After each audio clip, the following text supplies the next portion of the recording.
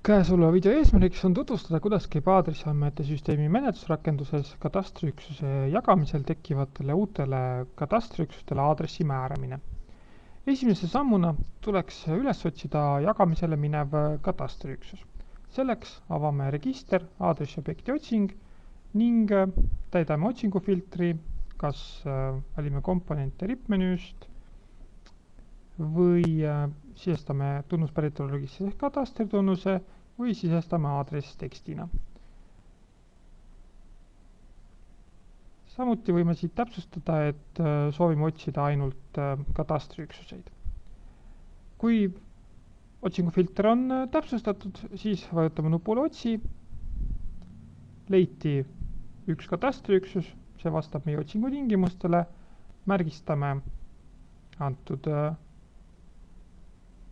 objekti ning vajutame nupule Alusta menetlust. Küsimusele, kas soovime menetlusse lisada ka teised samasse perekonda kuuluvad objektid, vastame hetkel ei, sest tegeleme ainult katastriüksuste andmetega. Süsteem teatab, et menetlusse võeti üks objekt. Esimese sammuna tuleks ära täita menetluse lühikirjeldus, näiteks metsaääre jagamine, seda selleks, et endal ja ka Maa-ameti haldajatel oleks hiljem lihtne seda menetlust üles leida. Kuna tegemist on maakorraldustoiminguga, tuleb menetluse liigiks valida KÜ maakorraldustoiming ja vajadusel saab täita ka omavalitsuse õigusakti andmed või lisada menetluse kohta märkuseid. Seejärel salvestame andmed ning suundume menetluse objektide leheküljele. Näeme, et menetluse objekti leheküljel on praegu üks katastritunnusega olemasolev katastriüksus. Menetlusse tuleb lisada nii palju objekte, uusi objekte, kui mitmeks antud katastriüksus jagatakse. Kui katastriüksus jagatakse 2, tuleb lisada 2 uut objekti, kui katastriüksus jagatakse 3, siis 3 uut objekti ja nii edasi. Seda ka juhul, kui ühele uutest katastriüksustest jääb olemasoleva katastriüksuse aadress. Seega vajutame nupule uus objekt, märgime objekti liigiks katastriüksus ning valime lisatavate objektide arvu, antud juhul 2, ning vajutame nupule lisamenetlusse. Seepeale suunatakse meid esimese lisatud katastriüksuse detailandmete leheküljele. Esimese asjana tuleb aadressobjektile anda kuju. Selleks on 3 võimalust: koordinaatide sisestamine, koordinaatide import tekstifailist või kuju digimine kaardil. Antud näitel digime kuju kaardil, selleks vajutame nupule digikaardil.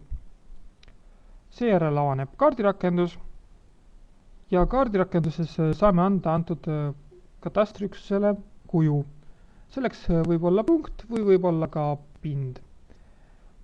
Vaikimisi on tegevusmenüüs valitud nupp punkti lisamine, seega saame lisada punkti, mis jääb moodustatava katastriüksuse sisse ja seejärel antud muudatused salvestada.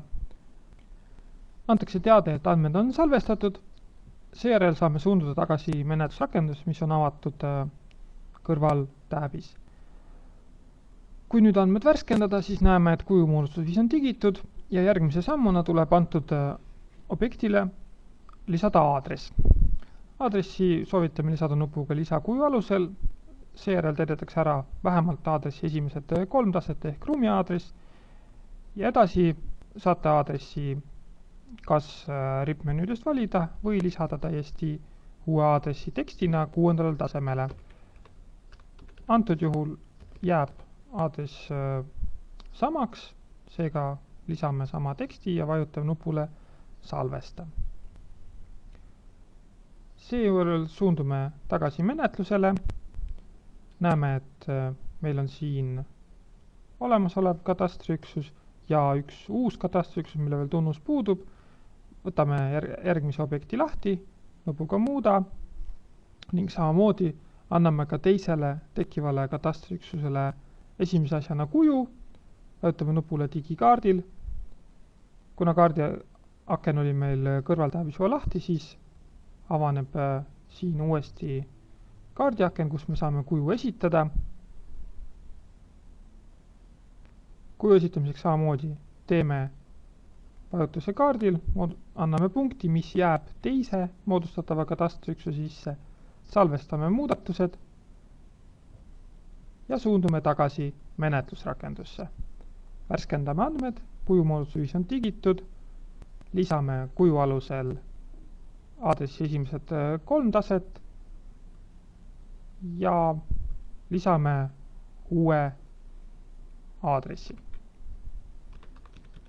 Näiteks Metsaääre mets. Salvestame andmed, suundume tagasi menetlusele. Näeme, et nüüd on meil siin 2 uut katastriüksust ja olemasolev katastritunnusega üksus. Enne menetluse jõustamist võime olemasoleva katastriüksuse, mille andmeid ei muudeta, menetlusest eemaldada. Selleks märgistame antud objekti ning vajutame nupule eemalda menetlusest. Seejärel vaatame menetluse andmeid kaardile, et veenduda, et kõik on õigesti. Vajutame nupule menetluskaardil. Kõrval aknas avaneb kaardirakendus. Kaardil kuvatakse meile 2 murdatud katastriüksust koos aadressiga. Olles veendunud, et need aadressid on korrektsed ja katastriüksused paiknevad õiges kohas, saame suunduda menetlust jõustama. Selleks suundume tagasi menetlusrakendusse, vajutame nupule kontrolli objektid. Juhul, kui menetlust jõustada ei soovita, aga soovitakse saata andmed Maa-ameti haldaja ülevaatamiseks, siis on seda võimalik teha nupuga saada ülevaatamiseks. Antud hetkel me seda ei tee, vaid jõustame menetluse. Kui menetluses esineb ainult oranži küsimärgiga veateateid, siis neid saab üle vaadata Maa-ameti haldaja. Ennekõike esineb siin veateelt objekti aadressi halda 6. taseme kontrolli, vajab aadressi haldaja kontrolli. Sellise veateate korral saame menetluse märkida jõustamisvalmiks ja saata ootama aadressi haldaja otsust, kas selline aadress on sobilik. Seega vajutame nupule jõusta menetlus. Vajutame küsimusele, et kas soovime jätkata. Okei. Süsteem küsib, kas soovime märkida menetluse jõustamise valmiks ja oodata aadressi haldaja otsust probleemide osas. Vajutame nupule jah. Sellega on andmed salvestatud ja menetlus läinud ootama aadressi haldaja otsust aadresside sobivuse kohta. Probleemide puudumisel aadressi haldaja eemaldab veateated ja jõustab menetluse. Kui aadressi haldaja leiab, et määratud aadress ei vasta nõuetele, siis ta tühistab menetluse jõustamise ja selle kohta saadetakse kasutajatele e-postiga teavitus. Juhul, kui aadressi haldaja leiab, et määratud aadress on sobilik, siis ta tühistab veateated ja jõustab menetluse. Sellega on 2 uuele katastriüksusele aadressid edukalt määratud.